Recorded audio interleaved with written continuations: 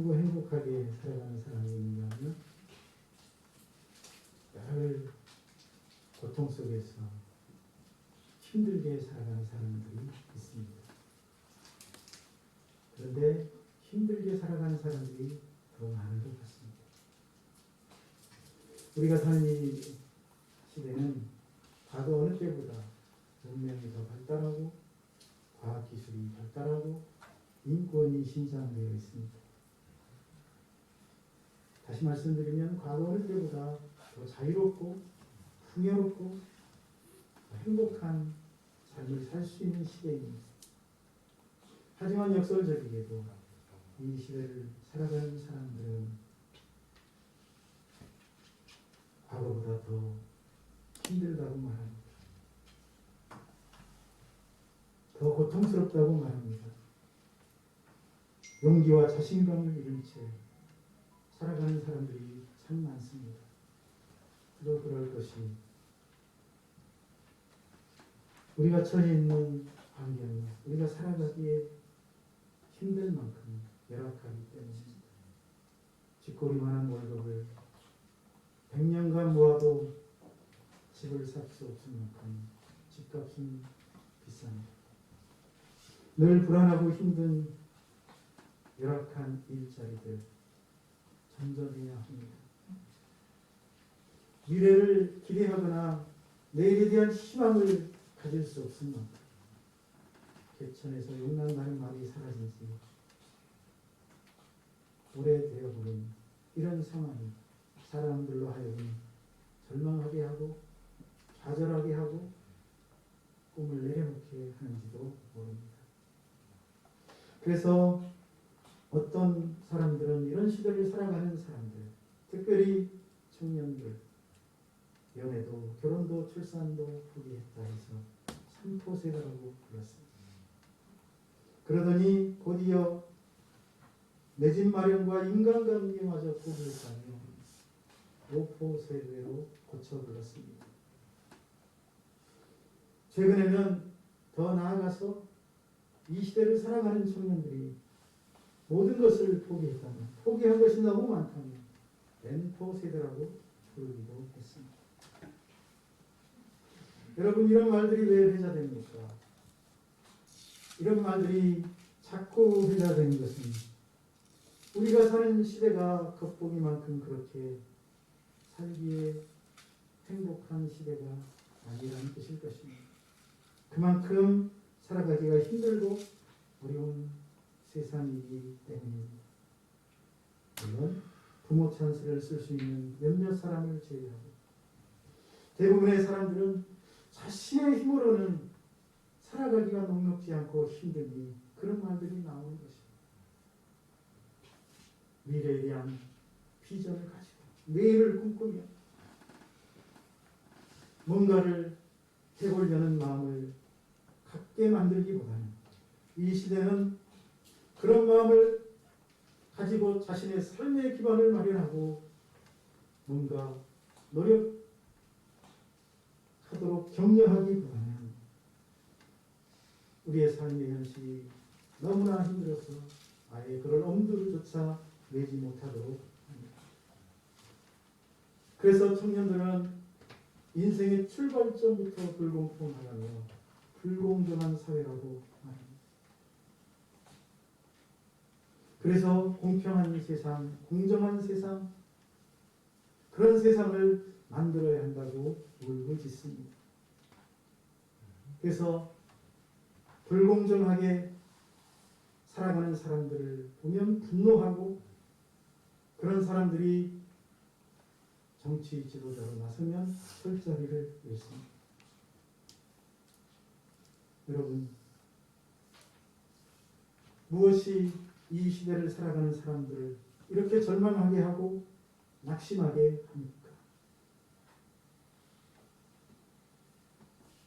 우리의 현실이, 너무나 힘든 현실이 우리를 그렇게 절망하게 하는 것입니다. 여러분, 이런 상황 속에서 우리는 어떻게 이 위기와 힘든 세상을 이겨내며 용기를 가지고 살아갈 수 있겠습니까? 어떻게 하면 이 시대의 청년들이 다시 내일에 대한 꿈을 가지고 비전을 가지고 힘을 내어 자신의 인생을 살려갈 수 있겠습니까? 공정한 사회를 만들면 가능할까요? 노력하는 대로 보상이 주어지는 그런 세상이 도래하면 가능할까요? 호사가들은 말합니다. 공정한 세상, 과정과 결과가 공정하고 노력한 만큼 대가를 받는 세상이 되면 모든 사람들이 힘을 낼 수 있을까? 절망하지 않을까? 물론 그런 사회를 만들 수 있다면 사람들이 다시 용기를 낼 수 있을지 모릅니다. 청년들을 다시 뛰게 할 수 있을지 모릅니다. 하지만 문제는 그런 공정한 세상, 모두가 자신이 노력한 만큼 보상을 받는 세상이 오지 않는다는 데 있습니다. 그런 세상을 만드는 것은 불가능하다는 데 있습니다. 생각해 보십시오. 사람들마다 태어나는 환경이 다릅니다. 자라나는 배경이 다릅니다. 듣고 보고 배우는 환경이 다릅니다. 그러니 공정한 세상, 노력한 대로 된 세상을 만든다는 것은 실현 불가능한 것이고 그것은 이상적인 세상일 뿐입니다. 이론으로만 존재하는 세상일 뿐입니다. 그렇다면 이 시대를 살아가는 사람들은 어떻게 해야 하겠습니까? 우리 젊은이들은 어떤 마음으로 살아야 하겠습니까? 불공정하고 불공평한 세상만 바라보며 분노하고 탄식하며 살아야 하겠습니까? 이 시대 청년들이 자신이 태어나고 배우고 자란 환경만 탓하면서 원망하며 사는 사람이 되어야 하겠습니까? 오늘 말씀을 보면 그렇지 않다고 가르치고 있습니다. 오늘 말씀은 불공정한 세상, 노력한 대로 보상이 주어지지 않는 세상을 살았던 한 젊은이가 그런 세상 속에서도 성공적인 인생을 살았고 그리고 그 비결이 무엇인지를 저와 여러분에게 가르쳐주고 있습니다. 오늘 말씀을 통해 저와 여러분이 이 험난한 세상 속에서 성공적인 인생, 복되고 행복한 인생을 살아갈 수 있는 지혜를 얻을 수 있기를 주님의 이름으로 축복합니다. 오늘 말씀은 시편 54편에 표제가 붙어 있습니다. 제목이 붙어 있어요. 그 제목 내용 중에 14람이 사울에게 이르러 말하기를 다윗이 우리가 있는 곳에 숨지 아니하나이까 라는 구절이 있습니다. 14람 10사람이란 말이 아니고 10족속을 말합니다. 그리고 사울, 다윗 세 사람이 나오죠. 여기 다윗이라는 사람이 나오는데 다윗은 누구보다도 불공정한 세상을 살았습니다. 그는 자신이 최선을 다했던 선한 일에 대한 보상은커녕 오히려 그 일 때문에 고난과 고통을 당하고 평생을 쫓겨다니며 살아야 했던 사람입니다. 하지만 다윗은 그런 불공평하고 부당한 세상에서 그 모든 어려움을 이겨내고 가장 성공적인 인생, 가장 복된 인생을 사는 사람이 되었습니다. 어떻게 해서 다윗이 그런 복된 인생을 살고 어떻게 해서 다윗이 행복한 삶을 살 수 있었습니까? 그 비결은 다윗이 행한 대로 갚아주시는 하나님을 바라보았기 때문입니다. 선으로 세상을 통치하시는 하나님을 마지막까지 신뢰했기 때문인 줄로 믿습니다.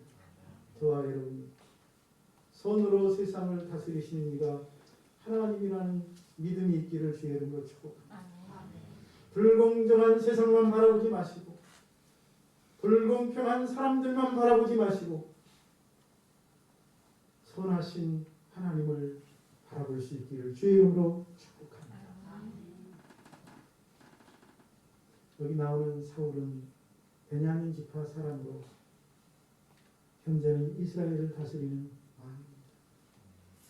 이스라엘의 초대 왕이기도 합니다. 다윗은 유다 지파 사람으로 양을 치던 목동이었습니다. 그리고 14라는 다윗과 함께 유다 지파 출신으로 유다에 속한 저 남쪽 헤브론 지방에 그 황무지 근처에 성을 건축하고 살던 사람들입니다. 자, 이 세 사람들의 관계를 한번 생각해 보십시오. 사울이 이스라엘의 왕이 된 후에 지중해 해안에 자리 잡고 있던 블레셋이라는 나라가 군대를 이끌고 유다에 쳐들어왔습니다. 사울은 왕으로서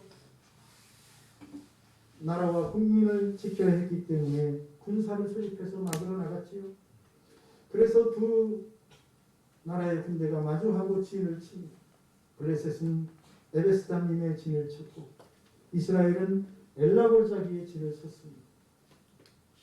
그런데 가만히 보니 블레셋에서는 아주 두려운 장수가 나왔습니다. 골리앗이라는 사람입니다. 성경을 보니 그는 키가 크고 싸움에 능한 장군이었다고 기록하고 있습니다. 그런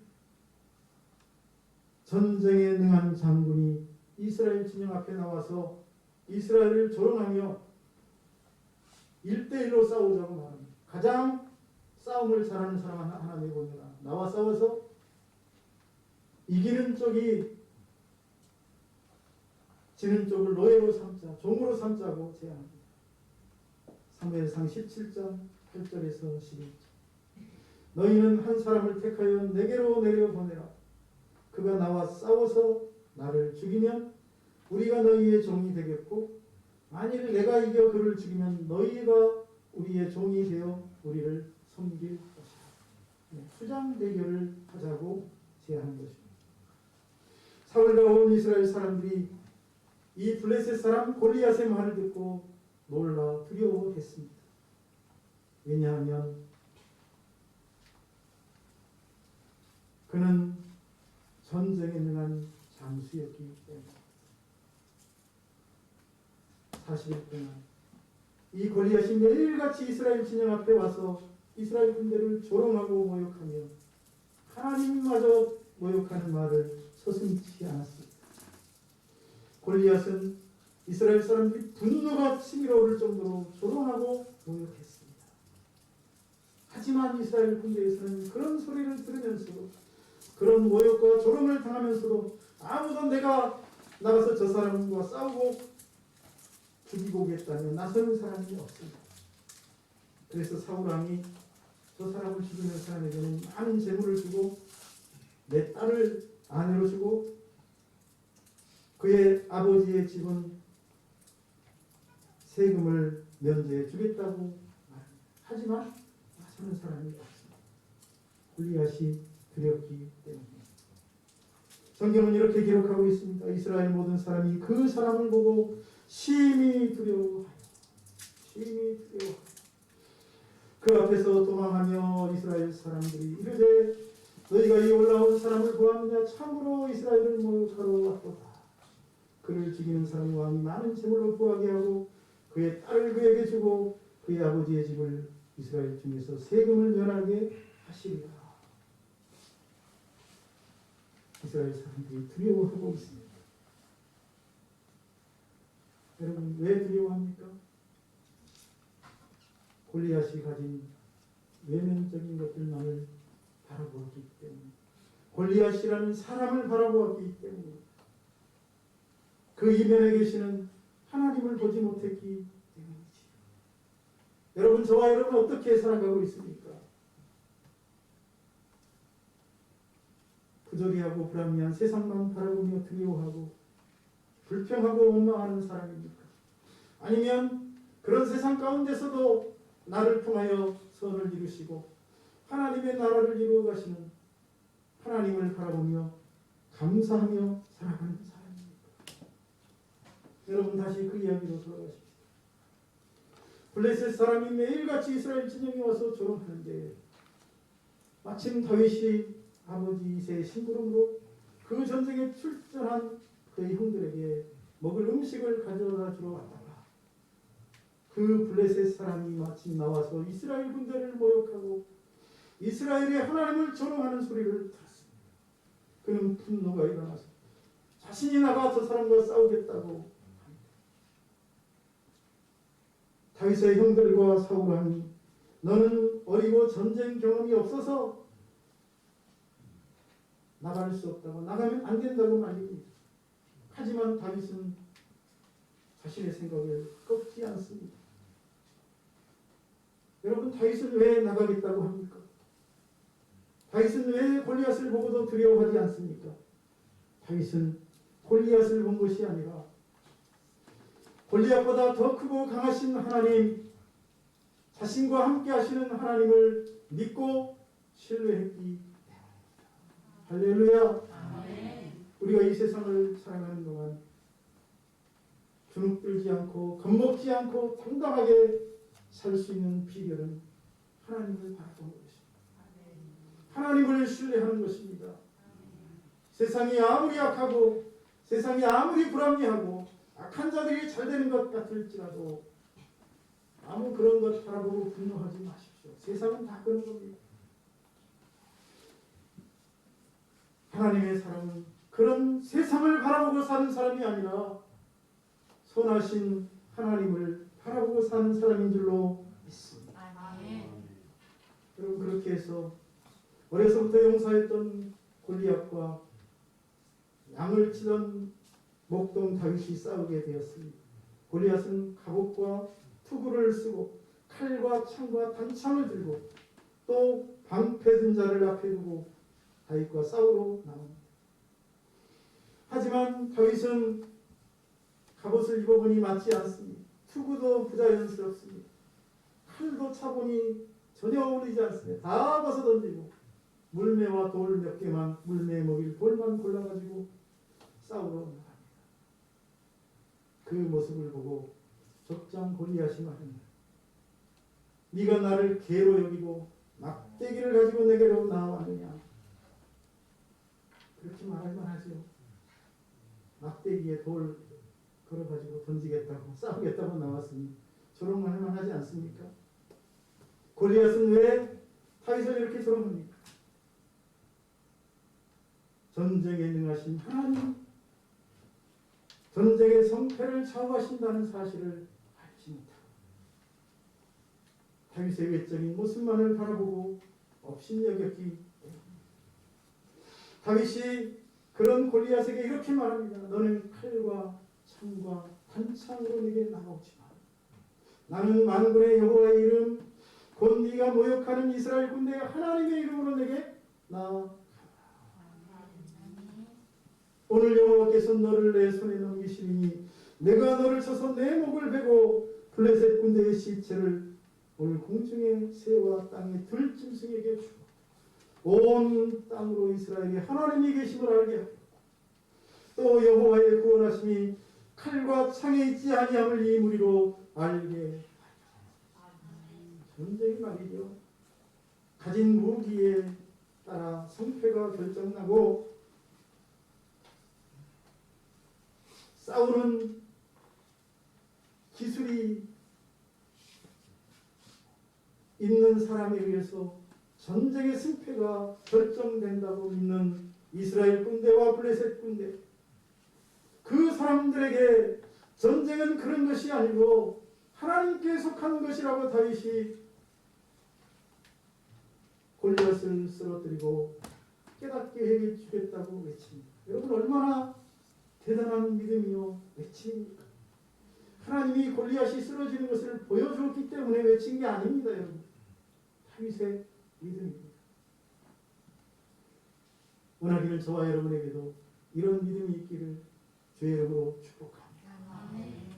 세상은 칼과 창과 단창으로 방패마저 들고 저와 여러분의 앞길을 막고 청년들의 앞길을 막을 수 있습니다. 하지만 여러분, 두려워하지 마십시오. 우리와 함께 하시는 하나님이 그것들보다 더 강하십니다. 여러분 지금 누가 봐도 객관적으로 보면 다윗이 질 수밖에 없는 싸움, 다윗이 패할 수밖에 없는 싸움이었습니다. 하지만 다윗이 막대기에 물맷돌을 걸어서 휘휘 돌리다가 던졌는데 골리앗 장군이 갑옷을 입고 투구를 썼는데 해필 가리지 않은 이마에 그 돌이 박혀서 골리앗이 쓰러집니다. 우연이라고 생각하십니까? 하나님의 특별한 개입과 섭리가 있었는 줄로 믿습니다. 하나님을 바라보고 살아가는 사람들, 선하신 하나님을 신뢰하고 살아가는 사람들에게는 다윗에게 하신 것처럼 그 삶의 순간순간에 하나님이 특별하게 개입하셨습니다.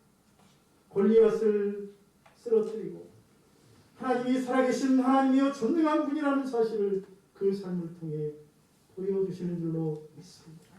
저와 여러분이 선하신 하나님을 믿고 나아가다가 그런 역사를 일으키는 주인공이 될 수 있기를 주의 이름으로 축원합니다. 다윗이 던진 돌에 골리앗이 쓰러집니다.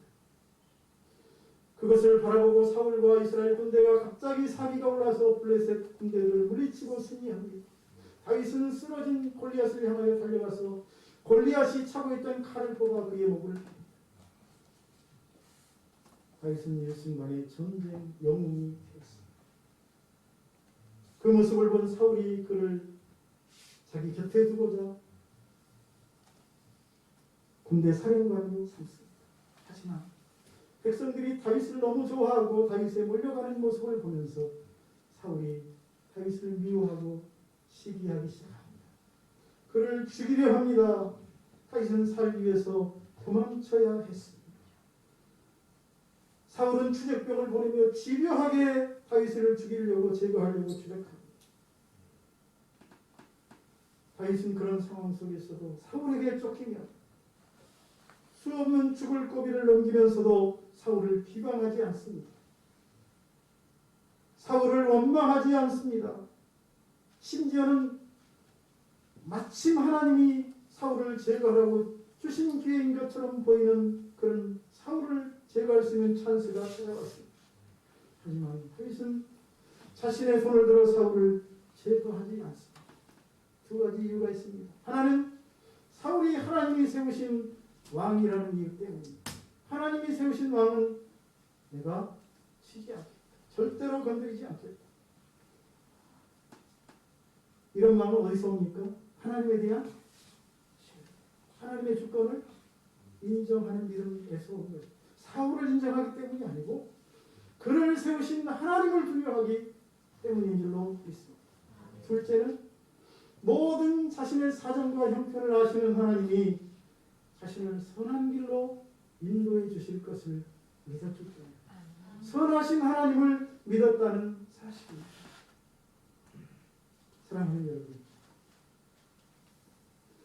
저와 여러분이 선하신 하나님을 믿을 수 있기를 축복합니다. 다윗의 입장을 생각해 보십시오.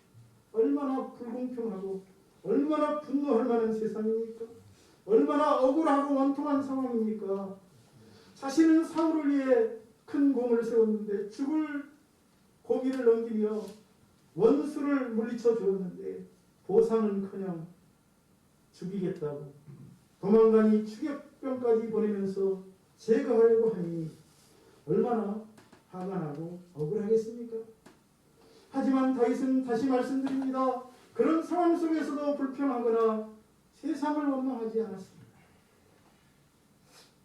까닭 없이 자신을 죽이려는 사울왕을 제거하거나 대적하려고도 하지 않습니다. 더 나아가서 그는 눈물 젖은 빵을 먹으면서도 인생을 포기하거나 낙심하거나 절망하지 않습니다. 어떻게 그럴 수 있습니까? 다윗이 환경을 바라보거나 사람을 바라보지 않았기 때문입니다. 그는 선하신 하나님을 바라보고 내가 행한 대로 나에게 보답해 주시는 하나님을 마지막까지 믿었기 때문입니다. 선하신 하나님을 믿고 바라보는 사람은 불평하지 않습니다. 불평하지 않아요. 원망하지 않습니다. 환경을 탓하지 않습니다. 이 세상을 선으로 다스리는 하나님을 신뢰한다면 낙심하지도 않습니다. 하나님이 나를 선한 길로 인도해 주실 때까지 주신 삶에 그저 최선을 다하는 것입니다. 오늘 말씀을 보십시오. 다윗은 하나님은 자신을 구원하시고 변호해 주시는 분이라고 말하고 있습니다. 1절 하나님이여 주의 이름으로 나를 구원하시고 주의 힘으로 나를 변호하소서. 다윗이 지금 이렇게 기도하는 것은 하나님이 그런 분이라는 믿음에서 기초하고 있습니다. 뿐만 아니라 하나님은 자신을 돕는 분이라고 말하고 있지 않습니까? 4절 하나님은 나를 돕는 이시며 주께서는 내 생명을 붙들어 주시는 이시니이다. 자신을 도와주시는 하나님을 다윗이 신뢰하고 있음을 보여주고 있습니다. 뿐만 아닙니다. 다윗은 하나님이 자기 편이 되어주신다고 고백하고 있습니다. 5절 주께서는 내 원수에게 악으로 갚으시니 주의 성실하심으로 그들을 대하소서. 이 말은 하나님이 내 편이 되어주셔서 나의 원수들과 싸워주신다고 내 원한을 갚아주시는 분이라고 고백하는 말입니다. 여러분, 다윗은 자신의 구원자가 되어주시고 자신을 도와주시는 분이시며 자기 편이 되어주시는 이 하나님을 신뢰하고 그 하나님께 자신은 원망이 아니라 불평이 아니라 감사의 제사 낙헌제를 드리겠다고 말합니다. 그러면서 그 마지막에 6절 마지막에 의미심장한 말을 덧붙이고 주의 이름이 선하신 하나님은 선하신 분이라는 거예요. 세상이 온통 불합리하고 불공평한 것처럼 보여도 하나님은 그런 세상을 선으로 다스리고 있다는 고백인 줄로 믿습니다. 다윗이 선하신 하나님을 믿었기에 자신의 삶에 최선을 다했습니다. 자신에게 주신 삶에 열정을 쏟았고 마침내 하나님이 그를 이스라엘의 가장 위대한 지도자로 이끄신 줄로 믿습니다. 여러분, 사람이 어떨 때 절망하지 않고 당당하게 살 수 있습니까? 어떨 때 힘을 내서 용기를 내서 살아갈 수 있겠습니까? 어떤 상황 속에서도 자신을 돌봐주시고 자신의 뒤를 봐주는 든든한 백이 있다고 생각할 때가 아니겠습니까? 다윗에게 있어서 그 백은 하나님이었습니다. 살아계신 하나님, 세상 만물을 창조하신 하나님이 자신의 백이요 자신을 돕는 자라고 다윗이 믿었기에 다윗은 어떤 사람을 만나도 어떤 상황 앞에서도 심지어는 골리앗과 같은 그런 적장을 만나도 두려워하거나 낙심하거나 실망하지 않습니다. 사랑하는 여러분, 저와 여러분 이 한 세상을 살아가면서 다윗과 같이 하나님을 신뢰할 수 있기를 주의 이름으로 축복합니다. 나를 돕는 분이 하나님이라는 그런 믿음이 있기를 주의 이름으로 축복합니다. 절망하지 마십시오. 불평하지 마십시오. 그 하나님이 나와 함께 하시니 무엇이 불평이요 무슨 원망할 말이 있겠습니까? 그저 하나님의 인도하심에 감사하고 하나님을 찬송할 일만 있을 뿐인 줄로 믿습니다. 이 하나님을 신뢰하며 믿음으로 나아갈 수 있기를 주의 이름으로 축원합니다. 기도하겠습니다. 살아계신 하나님, 오늘도 하나님의 말씀을 통하여 하나님이 어떤 분이신지를 발견하게 해주시니 감사합니다. 온 세상이 부패하고 온 세상이 불공정하고 온 세상이 불합리하다 할지라도 그 세상 속에서 하나님은 선을 이루시고 공의로 세상을 통치하시고 하나님을 믿고 신뢰하는 자들의 편이 되어주셔서 돕는 자가 되어주셔서 그들의 삶을 축복의 길로 인도해 주시는 줄로 믿습니다. 이 한 주간 저희들이 하나님에 대한 그런 분명한 믿음을 가지고 살아갈 수 있도록 역사하여 주옵소서. 하나님에 대한 그런 믿음을 통하여 하나님이 기뻐하시는 선을 이루고 하나님의 영광을 드러내는 종들이 되게 하옵소서. 예수님의 이름으로 축복하며 기도하옵나이다.